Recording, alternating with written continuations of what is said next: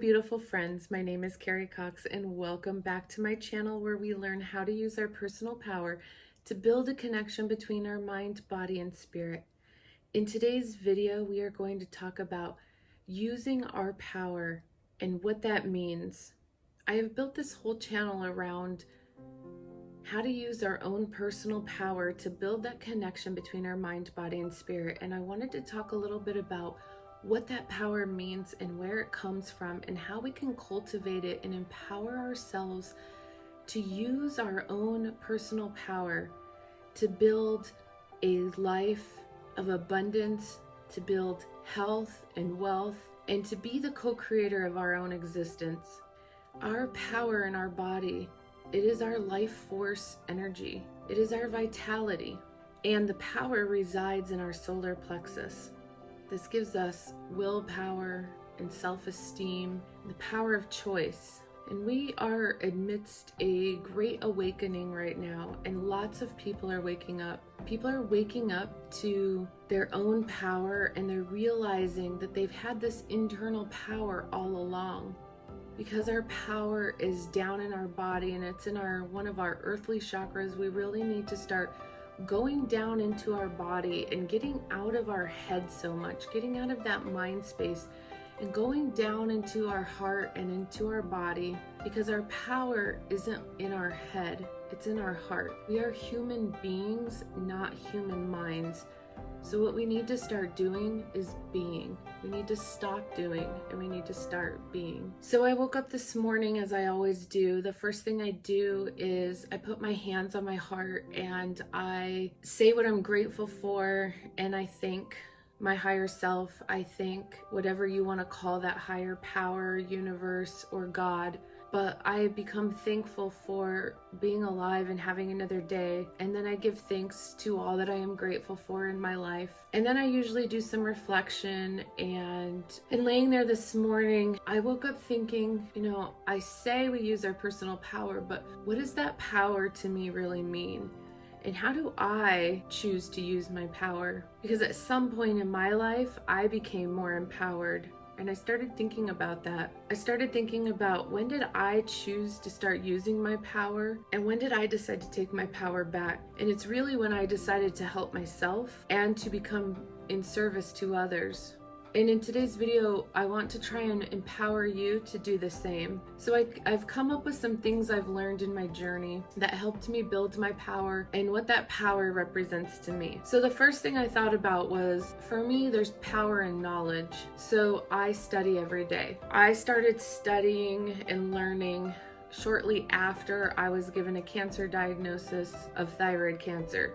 I started learning all about food and GMOs and our toxic environment and what cancer was. And I started learning a lot about the physical aspects that contribute to cancer. And I spent many years studying and learning about that. And it wasn't until recently, in the last maybe 3 or 4 years, that knowledge and that power that I started studying started to dive deeper into more of mind, body, and spirit, instead of being so much on the surface or physical or external. In the last recent years, I've become much more internal, and I've learned that through learning knowledge, through reading, through listening to podcasts and videos, just as you're listening to this one. And when I started becoming a student, I started learning about inner power, and I started learning how the ancients used their inner power and inner guidance. I started drawing power from my ancestors, and through all of my learning and studying, I try to incorporate it into my life where it can be easy to use. And I apply this knowledge to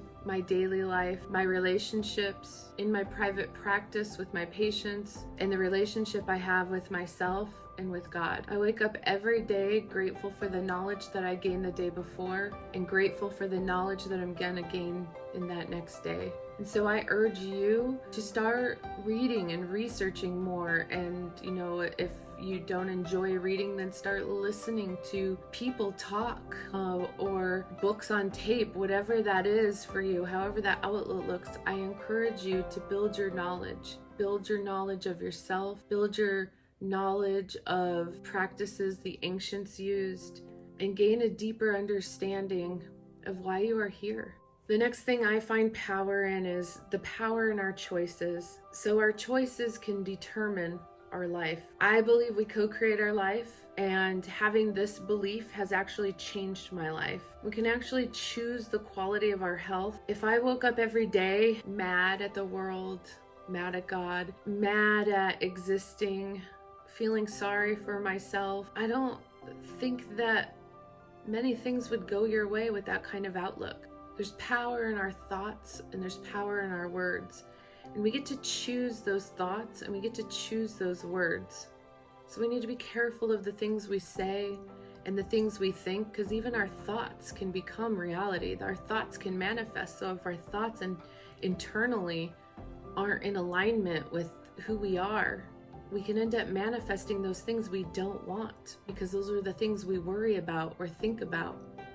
We also get to choose our frequency and our vibration. We can choose to raise it or we can choose to lower it based on the choices we make, based on the music we listen to, the people we hang around, and the things we give our attention to in our life.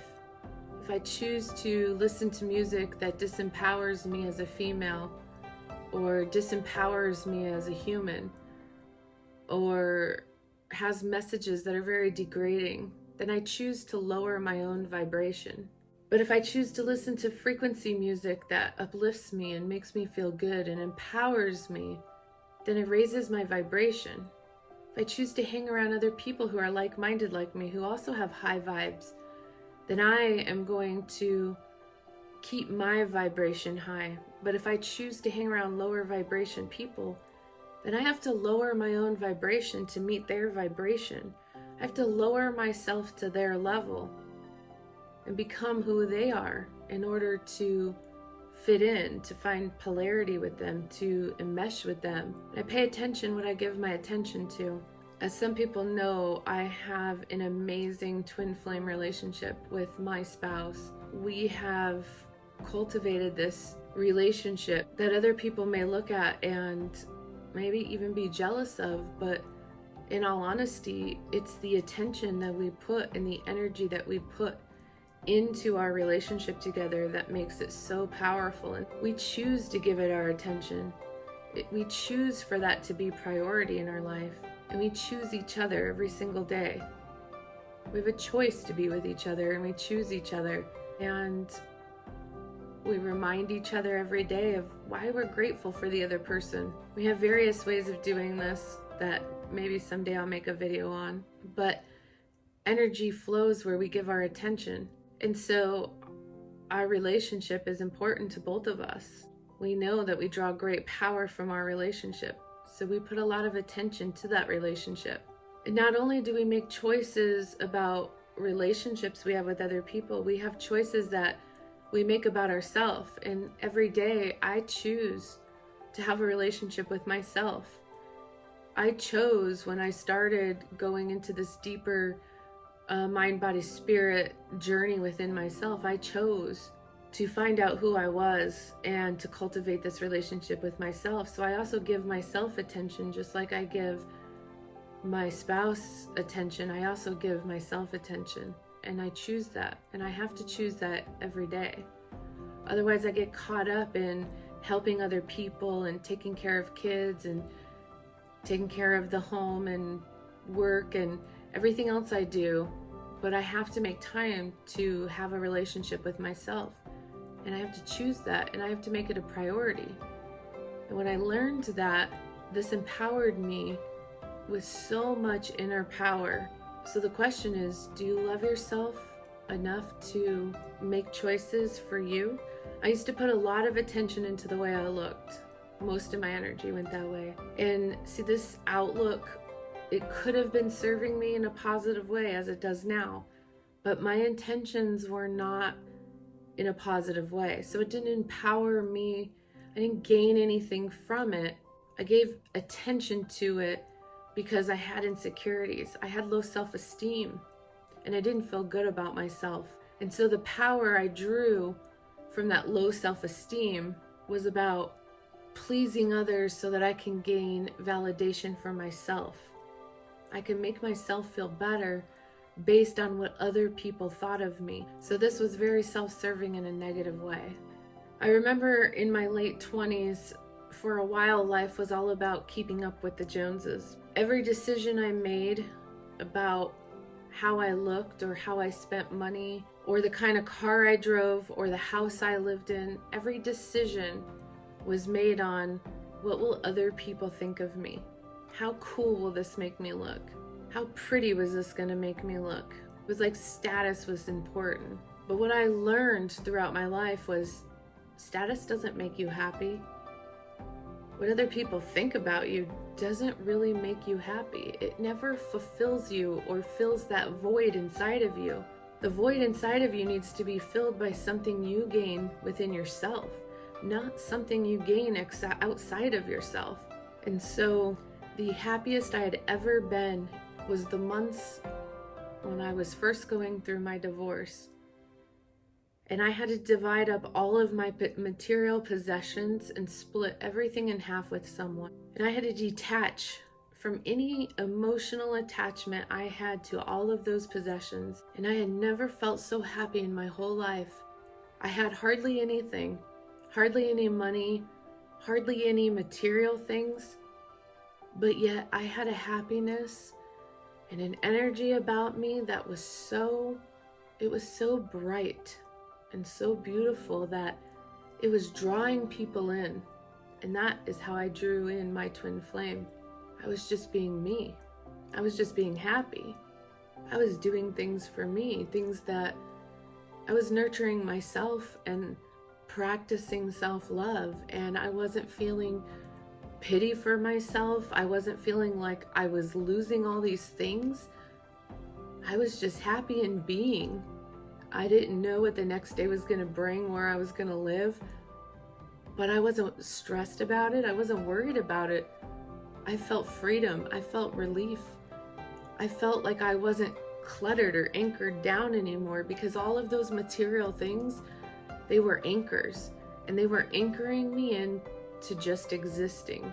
And that was the start of where I really began to discover myself. Another thing that I find power in is my free will. I believe that I was born a sovereign being. I know that I'm a sovereign being. I know that I have my own willpower, my own free choices, and I know it's my birthright.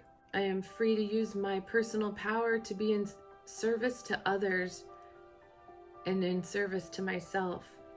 I'm free to listen to my own inner guidance, and I'm free to use my free will based on what my inner guidance is guiding me to do with my life.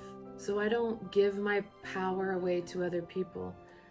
I don't allow other people to make my decisions for me. And in that, I understand that there is a ripple effect and a consequence for every choice I make with that free will, and how we are all interconnected, and it will affect every other person. And by choosing to heal myself, I am healing other people. By choosing to heal my own wounds, I am helping to heal other people. By choosing to raise my frequency, I am raising the frequency of all people and of the planet. Which brings me to the last power that came to me this morning, was my sacred power. See, that we all have this internal power within us.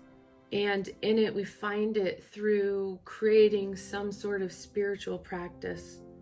I firmly believe in the connection between our mind, body, and spirit. And without one of those three parts, we are not whole. And in order to find that wholeness, it's about building that connection between those three parts. In my sacred power, that is my power and my connection to myself and to God. It's when I realized and recognized that I'm just this little grain of sand in this vast, giant universe.